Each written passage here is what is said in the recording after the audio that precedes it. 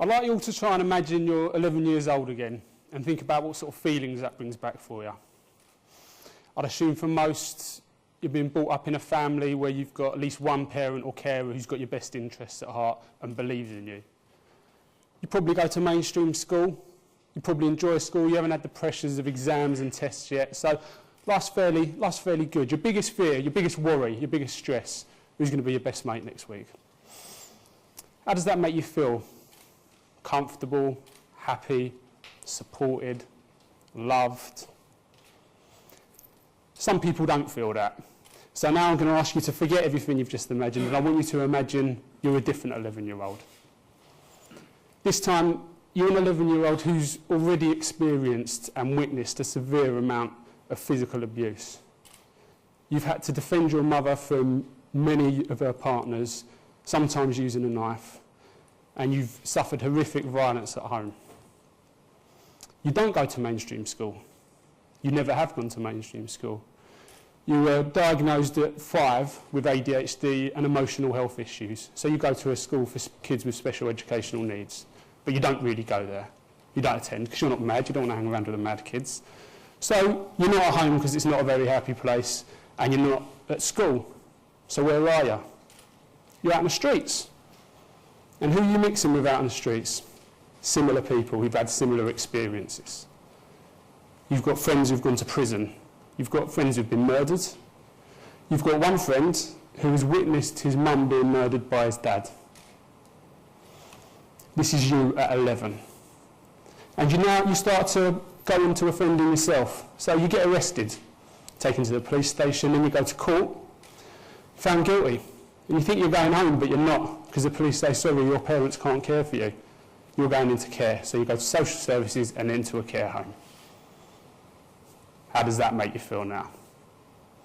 Depressed, unloved, confused, unwanted, stressed and angry.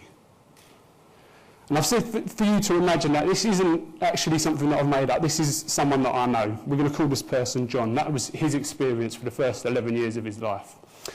And I want to go on and show you how that's affected the next 11 years of his life. So John's continued in that strand of offending, and eventually, at the age of 14, he's found guilty of possession of a firearm. He's caught with a gun, live ammunition, and a serious amount of drugs. So he goes to prison, or he goes to a secure unit, which is a prison for young people under the age of 15. They can't control him there, so he's then moved to a young offender institute like Feltham.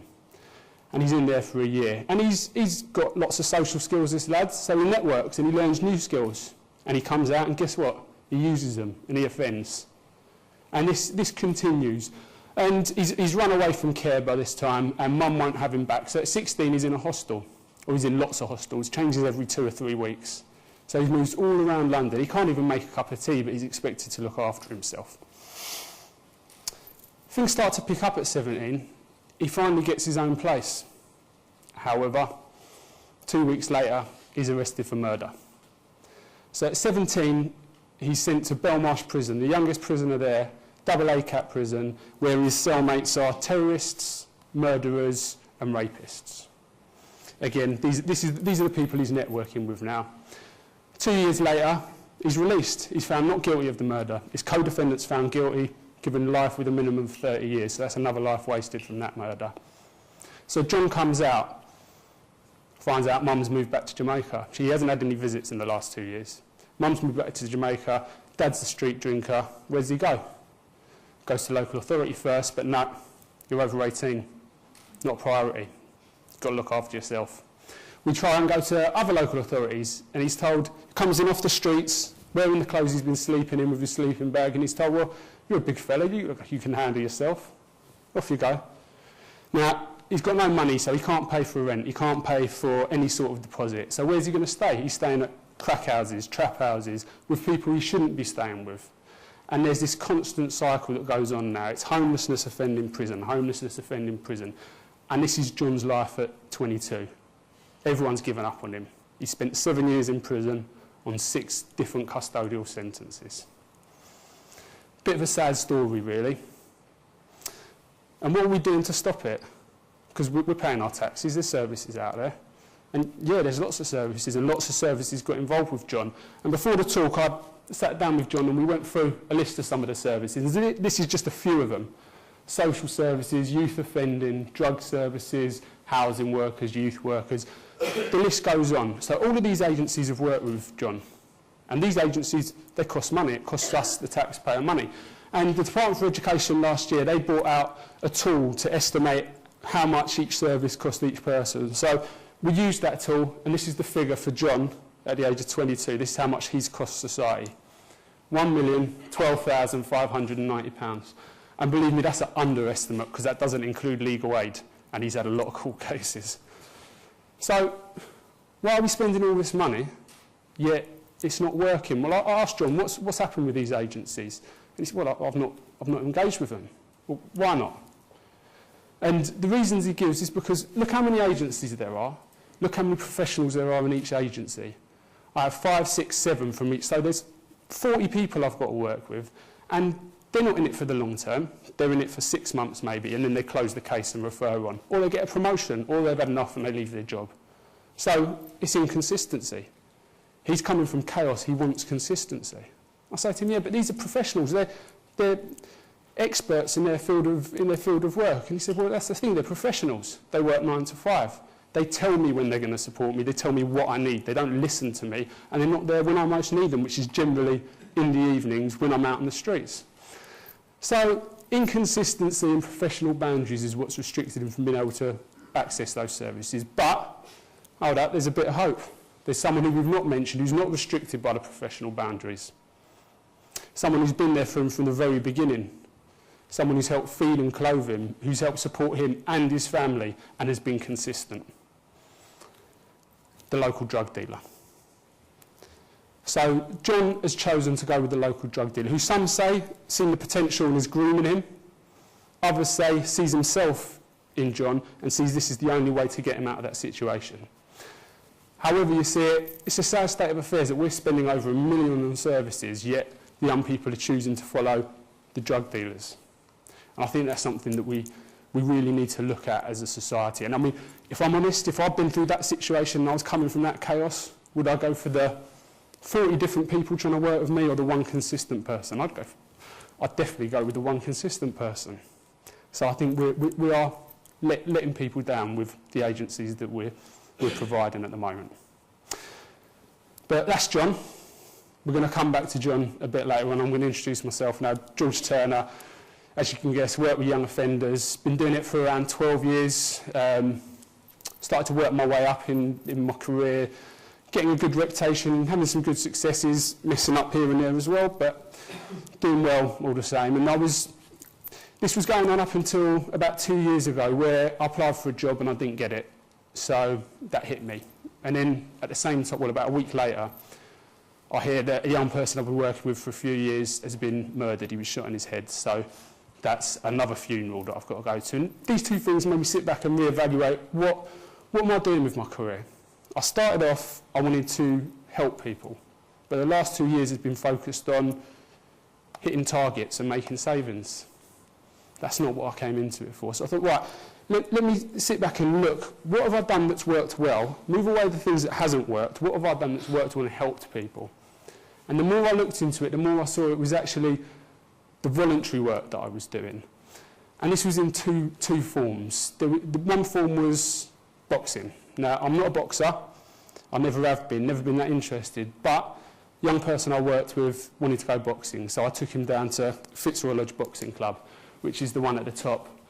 There, I saw the work that they were doing with helping people control their emotions, with discipline, but most importantly, welcoming them into the boxing club family. And these boxing clubs are a family to people. We've got Earlsfield Boxing Club there as well. And we had the inspirational Mick Carney, who I haven't got 18 minutes isn't long enough to talk about him. He was an amazing man, a volunteer and a role model to thousands.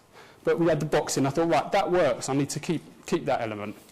The next element was the unofficial volunteering. So when the best way to describe it, I'll go back to John. John I worked with from the age of 11. He was sentenced to my programme, Intense Supervision and Surveillance Project. His punishment for his crime was that he had to spend 15 hours a week with me for 6 months. You'd think that put anyone off offending.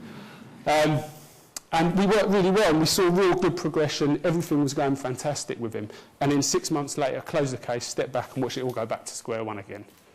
And I thought, no, John still wanted that support from me, so I still offered it as much as I could in my spare time. And I did that with other young people as well.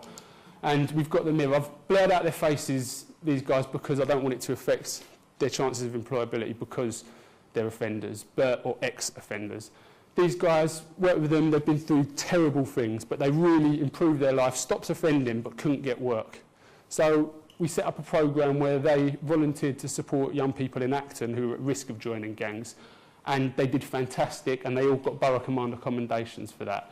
And they then moved on to paid work, because they said, yeah, I've got a criminal record, but look, the police are supporting me. So these elements, I thought, right, we've got to focus on these elements and bring them together, and we did that by setting up a charity. I did it alongside Mark Reigate, who's the head coach at Fitzroy Lodge. He was one of the very few people that I knew was in it for the right reasons. And we named the charity Carney's Community because, sadly, we started it up just after Mick Carney passed away 2 years ago. And the purpose of my talk is to talk about sort of the ethos behind the charity, but also what I think society needs to start focusing on as well. And it's best summed up using a few key words. And those are long-term, consistent, unconditional support and empathy. What I mean by them, long-term. With John, worked with John for 11 years, and he needed that support in the long term. It wasn't, right, we're going to work with you 6 months, we're going to put a time limit on it. It was, we will support you for however long we need to support you. As I said, 11 years, but it's still going, that support. And it's consistent. It's not consistently 15 hours a week, but it's consistent in that we're not telling you when you need to change. You're telling us when you want the support, and that's when we step it up. And that's what John did. He was in prison, and his daughter was born, and that was a turning point for him. And he contacted me, went down there, we put together a work programme, and when he was released, he was homeless for 12 months, but he stayed focused, something I don't think I'd have been able to do. And did so well, showed so many strengths that we were able to link him in with an employer, and he's now been working there 7 months.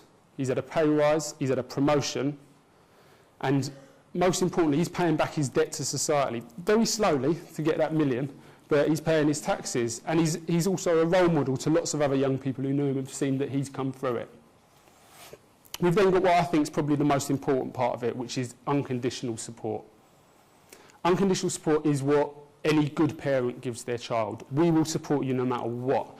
No matter what horrible crimes you commit, we will support you. We won't allow you to commit those crimes. We won't allow you to get away with it. We won't put consequences in place. It's not that. It's any good parent puts boundaries there for their young people, and consequences if they break those boundaries. That's what young people want. That's their safety net. So we ensure we do that, but we support them at the same time. Leading on to empathy. Now, what I mean by empathy, it's not sympathy. It's understanding where people are coming from. And again, I'll go back to the intense supervision surveillance that I was doing. We had another young person called Clive, who was the first person who was referred over to me. He came to me because everyone else refused him. I didn't want to work with him, but he was the first client, so I had to. He disgusted me. He was a 17-year-old boy who sexually abused a 3-year-old girl. Not what I came into this work to do. If it was down to me, I'd have had him locked up with his bits cut off. Didn't want anything to do with him. But I had to do the job.